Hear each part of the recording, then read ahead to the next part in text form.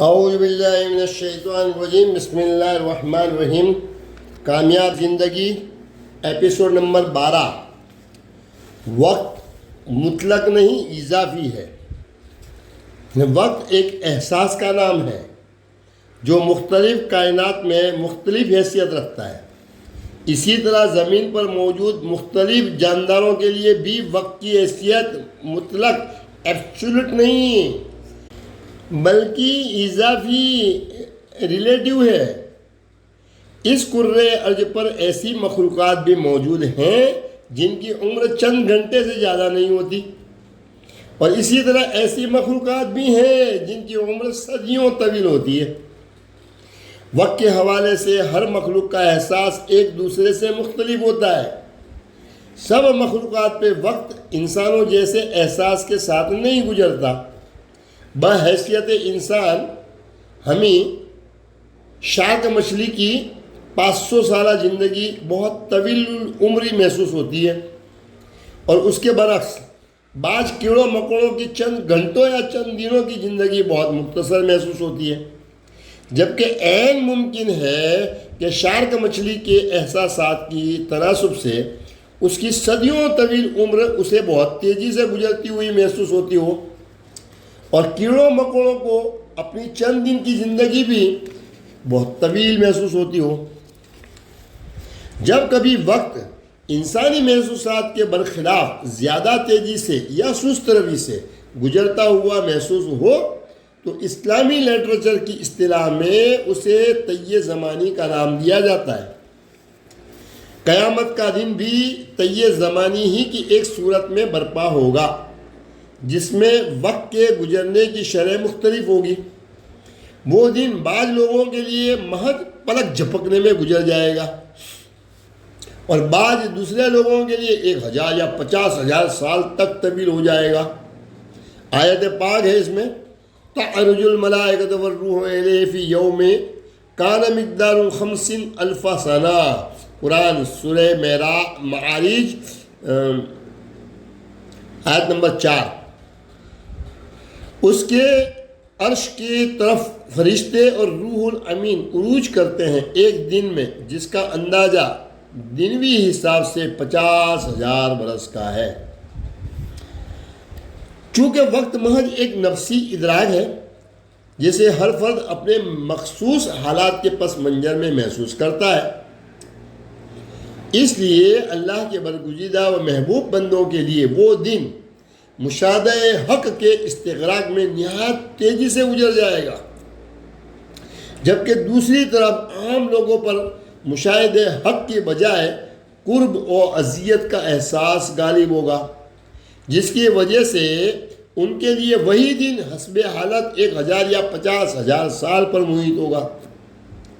اس زمینی دنیا میں کسی شخص کی پوری زندگی جو اسے 60 یا 70 سال کی طویل تاریخ کے طور پر محسوس ہوتی ہے، وہ اس کائنات کے اربوں سالہ زندگی کے مقابلے میں بہت ہی مختصر ہے۔ جب انسان موت کے بعد دوبارہ زندہ کیا جائے گا تو وہ سوچے گا کہ اس کی زندگی تو چند ساعتوں سے زیادہ نہیں تھی۔ آیت پاک ہے وَيَوْمَ يَحْشُرُهُمْ كَأَن لَّمْ يَلْبَثُوا إِلَّا سَاعَةً مِّنَ النَّهَارِ۔ سورہ یونس کی آیت نمبر 45۔ اور جس دن وہ انہیں جمع کرے گا وہ محسوس کریں گے گویا وہ دن کی ایک گھڑی کے سوا دنیا میں ٹھہرے ہی نہ تھے۔ ماحصل کیا ہے؟ اس زمینی دنیا میں جاری و ساری نظام اور روز بروز پیش آنے والے واقعات انسانی عقل کو عاجز کرنے کے لیے کافی ہیں۔ اگرچہ سائنسی ترقی کے بدولت ہم اس کائنات کی فطری قوانین کو جزوی طور پر سمجھنے لگ گئے ہیں، لیکن مجموعی طور پر یہ سارا نظام کائنات انسانی عقل میں نہیں سما سکتا۔ دنیا میں جو بھی ہوتا ہے وہ اللہ تعالیٰ کا ایک معجزہ ہی ہے، البتہ ان میں سے بعض کی ہمیں عادت ہو گئی ہے اور ہم انہیں معمولی سمجھتے ہیں۔ اگر ہم رک کر سوچیں تو ہماری عقل اس نظام کو مکمل طور پر سمجھنے سے عاجز ہے۔ آخرت کا درجہ و مرتبہ دنیا کے مقابلے میں بہت زیادہ ہے۔ آیت پاک ہے وَلَلْآخِرَةُ أَكْبَرُ دَرَجَاتٍ وَأَكْبَرُ تَفْضِيلًا، سورہ اسراء میں آیت نمبر 21۔ اور یقیناً آخرت دنیا کے مقابلے میں درجات کے لحاظ سے بھی بہت بڑی ہے اور فضیلت کے لحاظ سے بھی بہت بڑی ہے۔ اللہ رب